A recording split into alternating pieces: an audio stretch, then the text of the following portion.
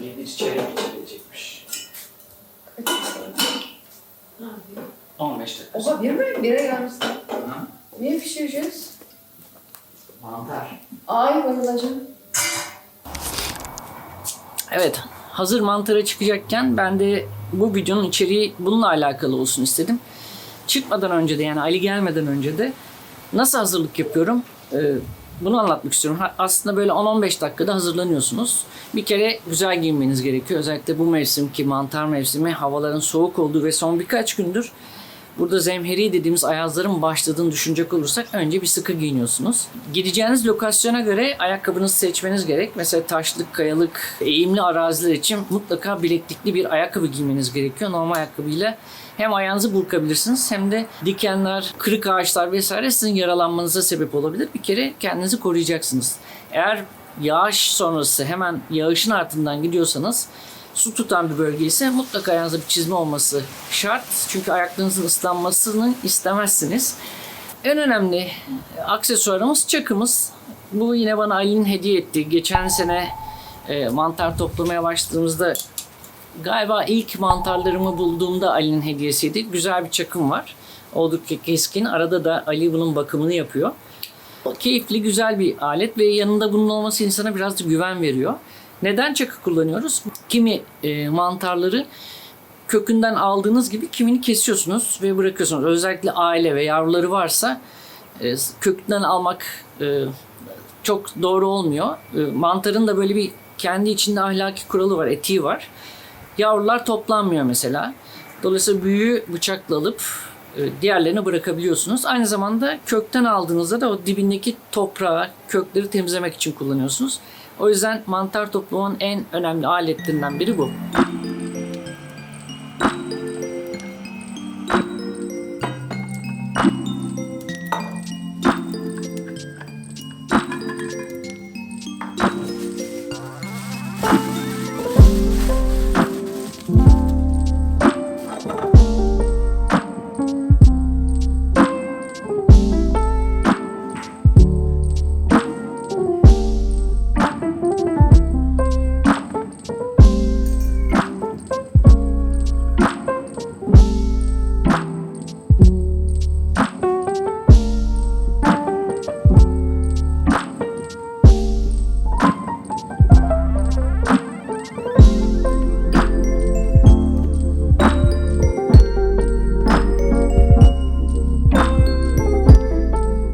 Mesaj gelene kadar ben de kısaca hangi mantarlar aradığımızı, nerede aradığımıza dair de kısa bir bilgi vereyim. Aslında bizim genelde aradığımız mantar körek mantarı. Bu Bodrum etrafında çok gördüğünüz köreklerin işte sabırlık otu dedikleri, hani Gümüşlük'te böyle deniz kıyısında üzerine kabak işte oyarak, su kabaklarından oyarak aydınlatma yapıyorlar ya, ağaçları süslüyorlar. O beyaza boyanmış aslında kurumuş körek bitkisi. Ve genelde de körek mantarı bunun altında yetişiyor. Aslında görmesi, seçmesi oldukça zor bir mantar.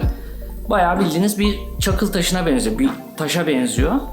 Daha çok arama yaptığımız yerlerde bu körek otunun, işte körek bitkisinin olduğu yerler, çürümüşlerin ya da böyle artık bir körek tarlasına dönmüş alanların içlerinde dolaşıyoruz. Bu aynı zamanda bizi böyle daha çok diken altı mantar aramaya itiyor. Çünkü genelde bu dikenlerin altında falan hem korunaklı oluyor orası bir mantar için hem de saklanmak için güzel bir yer oluyor. Gerçekten mantar denen şey işte 2 senedir ben hep kafamda bir mantar olsam burada büyümeyi tercih ederdim falan diyerek mantarı bir kişiselleştiriyorum aslında.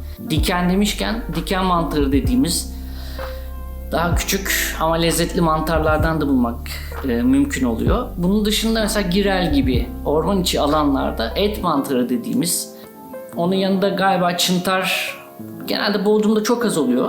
Daha çok Yarımada'nın Anakara'ya bağlandığı işte Milas tarafında çam ormanlarının olduğu bölgelerde çıntar bulmak mümkün. Ama biz Girel köyünde de çıntar bulduk bu sene.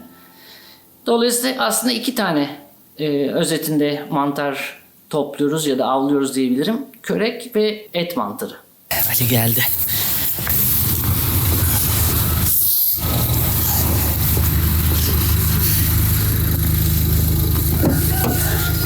Selam.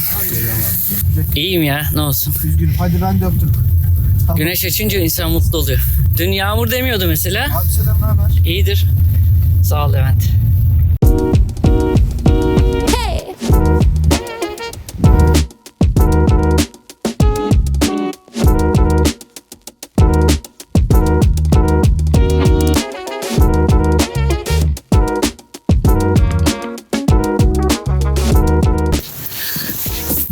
Oh. Buldun mu?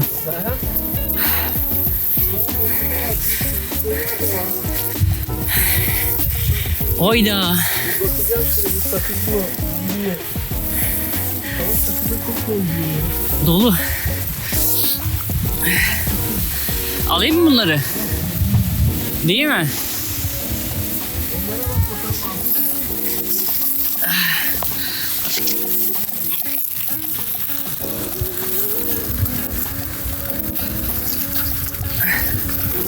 Bak bakayım. Bu benziyor. Yükseldiler var. Yani şu Ali'nin aldığı yerde daha çok tilkişen toplayacağız galiba. Vallahi. Mesela hani böyle geliyorsun, bir bakıyorsun. Dikenlerin tam merkezine doğru bakarsan yeşil çıktığını görüyorsun. Kalem gibi. Aynen.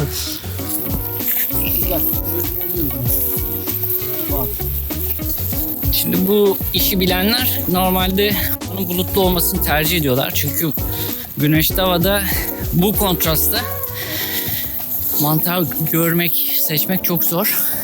O yüzden böyle genel bir tarama yerine çok daha lokal arıyorsunuz. Yani bir otun altına bakıyorsunuz. Yoksa öbür türlü hava bulutlu olduğunda fark edilebiliyor. Bakalım, biz geçen 2-3 gün önce buralarda bir dolaşmıştık. Epey de bir şey bulduk. Dün de bir yağmur yağdı. Yağmurun üstüne zaten mantar mutlaka vardır. Tabii bu işin uzmanları, yani ben sonuçta çok acemiyim. Onların ocakları var. Yani onlar mantar toplamaya çıktığında bildikleri yerlere gidiyorlar.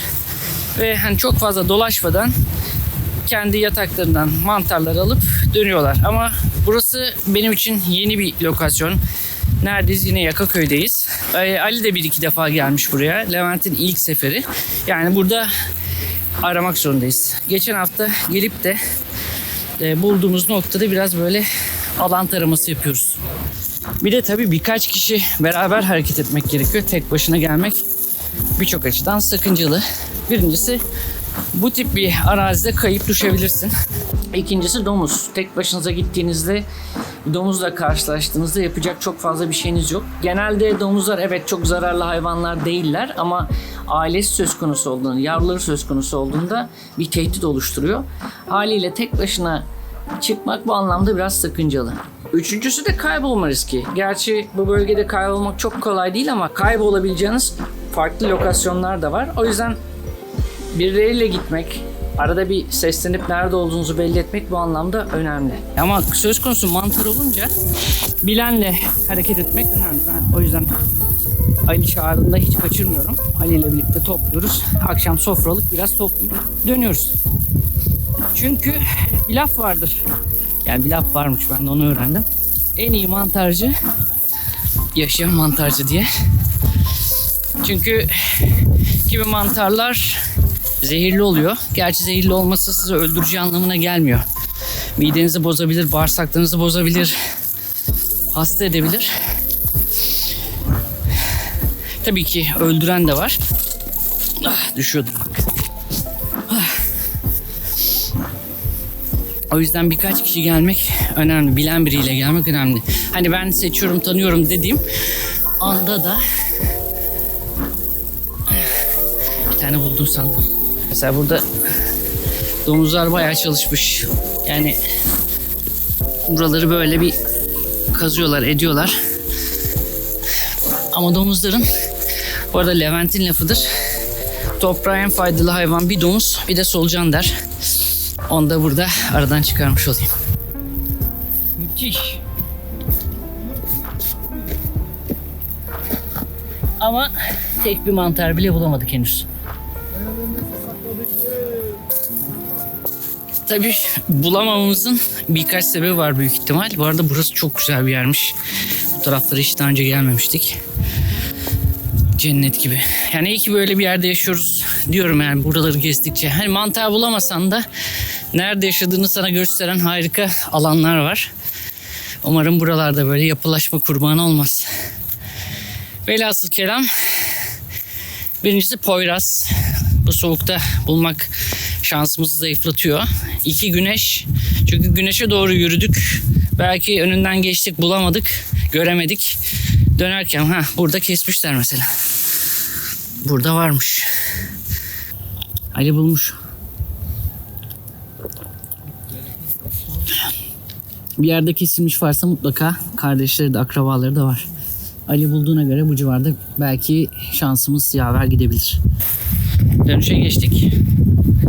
Ben 0'ım. Levent de 0. Ali birkaç tane buldu. Bak gene buldu. Ali bravo. Dediğim gibi. Efendim. Buradayım burada. Nefis bir zeytin ağacı var. Hakikaten nefis bir zeytin. Ulu. Ali zeytine gel. Bak kocaman bir zeytin ağacı var. Zeytin hayattır. Zeytin candır. Zeytin ağacına git. Zeytinde Tahmini mesafe çilek bile olur abi. dakika. Sağ. Ne buldun Ali? Palavras. Palavra. O yenmez. En olmadık yere sokmuşsun bizi abi. Zeytine gideceğim. En azından Ali'yi alalım ya. Bir aldık da Ali. Merak ettim. Sepete gasp edin. Gene az ama öz. Geçiyorlarmış zaten galiba. Evet. Bak bir tane. Canlı yayında mantar buldular. Al onu. Mantar. Video saklanmışım. Hep kurgusunuz ha. Oraya mantarı sakla. Çok teşekkürler. Haydi Ali görüşürüz. Haydi görüşürüz. Abi görüşürüz. Yok istemem. Yok bir şey yok ya. Bir dahakine. Haydi görüşürüz.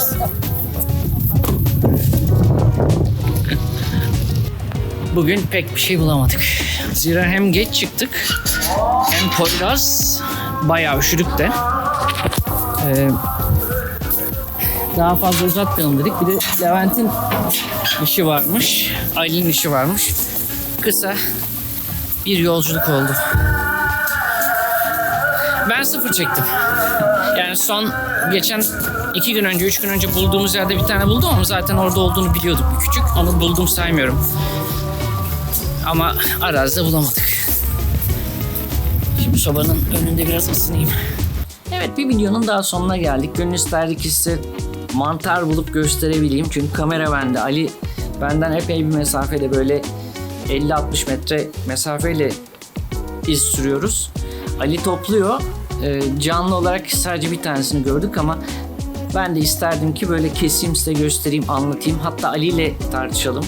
Bu mantar ne mantarı, bu mantar ne mantarı şeklinde, ama bir dahaki sefere. O halde bir sonraki videoya kadar lütfen kendinize çok iyi bakın. Saatli kalın. Hoşça kalın.